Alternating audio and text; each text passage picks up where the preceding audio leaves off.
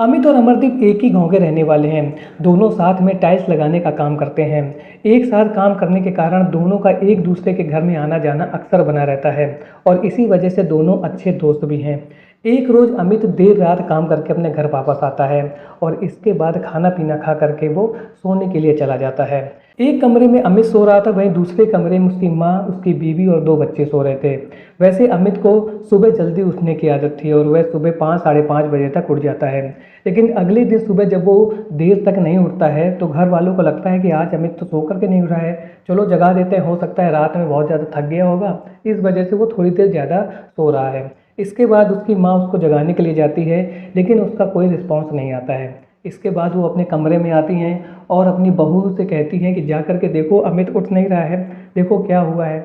तो उसकी बहू रविता जैसे ही कमरे में पहुंचती है तो वो वहाँ पर देखती है कि अमित बिल्कुल बेसुध पड़ा हुआ है और उसके बगल में एक सांप पड़ा हुआ है और ऐसा लग रहा है कि उस सांप ने अमित को काटा है। वह जैसे ही ये सब देखती है वो तुरंत शोर मचाती है और आसपास के जो गांव वाले होते हैं वो इकट्ठा हो जाते हैं। और इसके बाद जो गांव वाले हैं वो अमित के कमरे में पहुंचते हैं और वो भी लोग देखते हैं कि अरे यहाँ पर तो सांप पड़ा हुआ है और इसने लगता है अमित को काटा है। और अमित को जब हिला रहे हैं तो उसकी कोई आवाज़ भी नहीं आ रही है और ऐसा लग रहा है कि वो सांप के काटने की वजह से अब बेहोश हो चुका है। इसके बाद गांव वाले तुरंत जाते हैं और एक सपेरे को पकड़ करके लाते हैं। सपेरा घर में आता है और अमित के बेड में पड़े हुए सांप को पकड़ लेता है और इसके बाद जो घर के लोग होते हैं वो अमित को एम्बुलेंस में लग करके पास के अस्पताल में ले जाते हैं, जहां पर डॉक्टर उसको मृत घोषित कर देते हैं। अब इस पूरे केस को सुनने के बाद आपको ऐसा लग रहा होगा कि एक व्यक्ति की मौत हो गई है सांप के डसने की वजह से, और डॉक्टरों ने यह भी बताया कि सांप ने उसको कम से कम 10 बार काटा था और जो ये सांप था वो कोई मामूली सांप नहीं था बल्कि वाइपर सांप था, जो कि ड्राई एरिया जैसे राजस्थान जैसी जगह पे पाया जाता है। और ये ऐसा सांप होता है कि यदि ये एक बार किसी को काट ले तो उसके बचने के चांसेस बहुत ज़्यादा कम हो जाते हैं। अस्पताल के डॉक्टरों ने जो कुछ भी बताया था उसको सुनने के बाद ऐसा ही लग रहा था कि अमित की मौत सांप के काटने की वजह से हुई है। और इसके बाद डॉक्टर लोग कहते हैं ठीक है, हम आपको बॉडी कुछ देर बाद हैंडओवर कर देंगे, हम अमित की जो डेड बॉडी है उसको पोस्टमार्टम के लिए भेज देते हैं। अब इस पूरे केस को देखने के बाद आपको ऐसा ही लग रहा होगा कि ये बहुत ही एक कॉमन सा केस है जहां पर एक व्यक्ति की मौत हो गई है सांप काटने की वजह से जब वो सो रहा था। लेकिन जब पोस्टमार्टम रिपोर्ट आती है और उसके बाद जो खुलासा होता है उसको सुनने के बाद आपके होश हो जाएंगे अब लोग किस कदर तक नीचे गिर चुके हैं और वो अपनी इच्छाओं को पूरे करने के लिए क्या नहीं कर सकते हैं। तो क्या हुआ था अमित के साथ, पूरी कहानी को आगे मैं इस वीडियो में बताऊंगा, लेकिन इससे पहले आप वीडियो को लाइक और चैनल को सब्सक्राइब जरूर कर लीजिए, क्योंकि ऐसे इंटरेस्टिंग और मज़ेदार वीडियो मैं आप लोगों के लिए हर रोज़ लेकर के आता रहता हूँ। तो चलिए वीडियो को शुरू करते हैं बिना किसी देरी के। तो आज की कहानी मेरठ में हुई एक सच्ची घटना है। यहाँ पर यूँ हुआ था कि एक व्यक्ति को सांप ने डस लिया था जिसकी वजह से उसकी मौत हो गई थी। और इसके बाद जब उसको डॉक्टर के पास ले जाया गया था तो डॉक्टरों ने भी पहली बार देखने के बाद यही कहा था कि हो सकता है कि सांप के काटने की वजह से इसकी मौत हुई है, लेकिन हम फिर भी इसका पोस्टमार्टम करेंगे। डॉक्टर इसके बाद पोस्टमार्टम करते हैं और जब वो पोस्टमार्टम करते हैं तो उनके होश उड़ जाते हैं। उनको ये पता चलता है कि अमित की जो मौत हुई थी वो सांप के काटने की वजह से नहीं हुई, बल्कि अमित की मौत दम घुटने की वजह से हुई थी। यानी किसी व्यक्ति ने उसके गले को जोर से दबाया था जिसके बाद उसका दम घुट गया और उसकी मौत हो गई थी। जब अमित की पोस्टमार्टम रिपोर्ट में ऐसा आता है कि उसकी मौत दम घुटने की वजह से हुई है, ना कि सांप के काटने की वजह से, तो इसके बाद डॉक्टर तुरंत पुलिस वालों को इन्फॉर्म करते हैं और उनको बताते हैं कि हमारे पास एक डेड बॉडी आई थी जिसमें ऐसा लग रहा था कि उसको सांप ने काटा है और उसी की वजह से उसकी मौत हुई है। लेकिन जब हमने उसका पोस्टमार्टम किया है तो उसके जो मरने की वजह है वो आ रही है दम घुटना। अब पुलिस वालों को भी ऐसा लगता है कि डॉक्टर साहब जो बता रहे हैं उनकी कहानी के अनुसार तो जरूर दाल में कुछ काला है, क्योंकि ये बताया गया है परिवार वालों की तरफ से कि इसके बेड में एक सांप पड़ा हुआ था और उस वजह से इसकी मौत हुई है,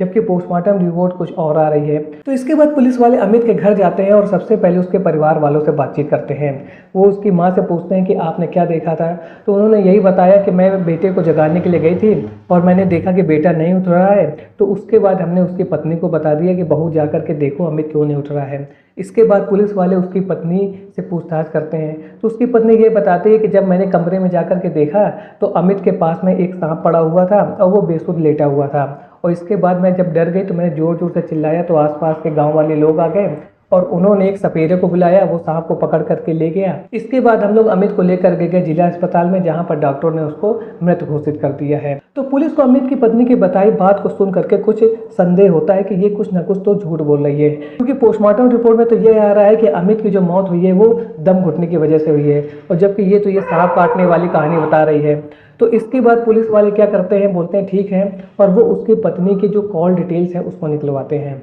और जब वो उसकी पत्नी के कॉल डिटेल्स को निकालते हैं तो उन्हें पता चलता है कि एक नंबर से उसकी पत्नी की बहुत ज़्यादा बातचीत हो रही थी। और इसके बाद में जब उस नंबर को ट्रेस करते हैं तो वो नंबर किसी और का नहीं बल्कि अमरदेव का होता है, और जो अमित का बहुत ही क्लोज फ्रेंड था। तो इसके बाद पुलिस वालों को कुछ ना कुछ शक जरूर हो जाता है कि कहीं ना कहीं अमित की पत्नी रेवती और उसका जो दोस्त है अमरदीप, इनके बीच में कुछ साठगांठ है, और इन्हीं लोगों ने कुछ ऐसा जरूर किया है जिसकी वजह से अमित की मौत हुई है। और इसके बाद पुलिस एक बार फिर से अमित की पत्नी रेवती और उसके दोस्त अमरदीप को पकड़ती है और दोनों को पुलिस स्टेशन में लेके आती है, और इसके बाद उनसे कड़ाई से पूछताछ करती है। जब पुलिस उन दोनों से पूछताछ कर रही थी तो शुरू में वो पुलिस को टहलाने की कोशिश करते हैं कि नहीं नहीं, हम तो नॉर्मल बातचीत करते थे, दोनों लोग साथ में काम करते थे, कभी कभी अमित लेट से आता था तो मैं उसके बारे में पूछने के लिए अमरदीप को कॉल कर लेती थी। लेकिन पुलिस वाले कहते हैं कि यदि आप अमरदीप को कॉल भी करती थी तो 1-2 मिनट बात करोगी, 2-3 मिनट बात कर लोगी, 4 मिनट बात कर लोगी, आप तो इससे 2-2, 3-3 घंटे तक बात कर रही थी। ऐसी कौन सी बात कर रही थी कि आपको इनको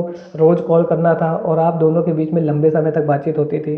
तो वो दोनों बहुत देर तक पुलिस वालों को घुमा नहीं पाते हैं, और इसके बाद वो लोग वो सच्चाई उनके सामने खुल करके रख देते हैं जिसको सुन करके आपके भी होश उड़ जाएंगे। अमरदीप पुलिस को बताता है कि हम दोनों एक साथ काम करते थे और इस वजह से मेरा अमित के घर में अक्सर आना जाना रहता था, और इसी बीच में मेरा अमित की पत्नी के साथ में अफेयर शुरू हो जाता है, और धीरे धीरे ये अफेयर शारीरिक संबंध तक और एक दूसरे के साथ जीने मरने की कस्में खाने तक पहुंच जाता है। हम दोनों एक दूसरे से बहुत ज़्यादा प्यार करने लगते हैं, और अब रेवती भी मुझको चाहने लगी थी और वो अमित के साथ नहीं रहना चाहती थी, और वो यही चाहती थी कि उसे जल्द से जल्द अमित से छुटकारा मिल जाए। इसी बीच में जब अमित को हमारे रिलेशन के बारे में पता चलता है तो उसकी अक्सर लड़ाई होने लगती है रेवती के साथ, और वो हमेशा मुझे बताती थी कि जब भी हमारे बीच की बातों को लेकर के अमित को पता चल जाता है कि मैं तुमसे मिली थी तो इस वजह से हम दोनों के बीच में खूब लड़ाइयाँ होती हैं, और ये सब बातें रेवती अपने प्रेमी अमरदीप को बताती रहती थी। अमरदीप ने पुलिस को आगे बताया कि जिस दिन ये घटना हुई थी उस दिन अमित अपनी पत्नी रेवती को लेकर के एक मंदिर दर्शन करने के लिए गया था, और वहां से वापस लौटते समय रेवती ने मुझे फ़ोन करके कहा था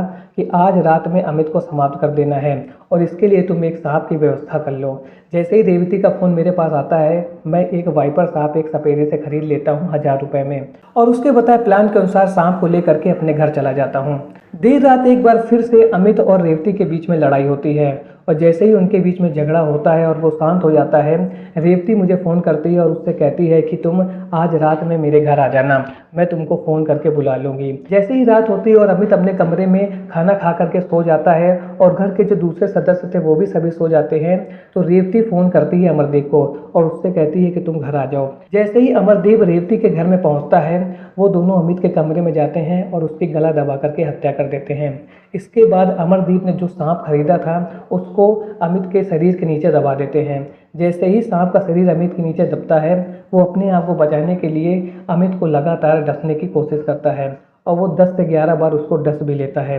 जिससे सुबह सबको यही लग रहा था कि सांप काटने की वजह से उसकी मौत हुई है। और ये कांड करने के बाद में अमरदीप वहाँ से भाग जाता है और रेवती जाके अपने दूसरे कमरे में जा कर के सो जाती है। सुबह जब माँ जगाने के लिए जाती है और अमित नहीं जगता है और इसके बाद वो अपनी बहू यानी कि रेवती को बुलाती हैं, तो सबको ये पता चलता है कि अमित की सांप काटने की वजह से मौत हो गई है। लेकिन यदि पोस्टमार्टम रिपोर्ट सामने ना होती या बिना पोस्टमार्टम के ही अमित का अंतिम संस्कार कर दिया जाता तो शायद इतना बड़ा षड्यंत्र जो उसके पीछे रचा गया था वो सबके सामने ना आ पाता। लेकिन पुलिस की मुस्तैदी और डॉक्टरों की मुस्तैदी की वजह से उसका पोस्टमार्टम किया गया और इसके बाद सबके सामने सच्चाई आ गई। तो आज की वीडियो में आपने देखा कि कैसे एक पत्नी ने अपने प्रेमी के साथ मिल करके अपनी पति की हत्या कर दी, और ये केस वैसा ही है जो कुछ दिन पहले मेरठ में सौरभ मर्डर केस था, जहां पर पत्नी मुस्कान ने अपने प्रेमी के साथ मिल करके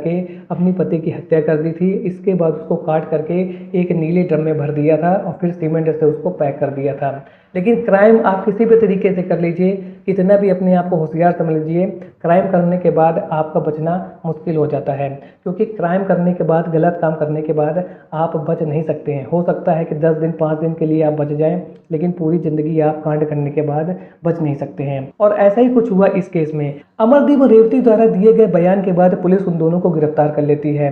और अमित की हत्या करने के जुर्म में उनको जेल भेज देती है। तो आज की वीडियो से हमें यही सीख मिलती है कि यदि हमें किसी रिलेशन में नहीं रहना है तो सबसे अच्छा ये है कि आप उस रिलेशन से खुद ही हट जाइए। आप किसी भी तरीके का क्राइम ना कीजिए, क्योंकि क्राइम करने के बाद में आपकी पूरी ज़िंदगी जेल में कटेगी और जो सुख आप अपनी ज़िंदगी में काट रहे हैं वो बिल्कुल समाप्त हो जाएगा। इसलिए बहुत ज़्यादा ज़रूरी है कि यदि आप किसी भी रिलेशन में नहीं रहना चाहते हैं तो आपसी सहमति से आपस में बैठ करके उस मैटर को सुलझा लीजिए। यदि साथ में रहना है तो ठीक है, नहीं तो अलग होना है तो अलग हो जाइए, लेकिन किसी भी तरीके का क्राइम मत कीजिए, क्योंकि क्राइम करने के बाद में आप बच नहीं सकते हैं। आज का वीडियो आपको कैसा लगा कमेंट सेक्शन में ज़रूर बताएं। मिलता हूं ऐसे एक और नए इंटरेस्टिंग वीडियो में, तब तक के लिए थैंक्स फॉर वॉचिंग।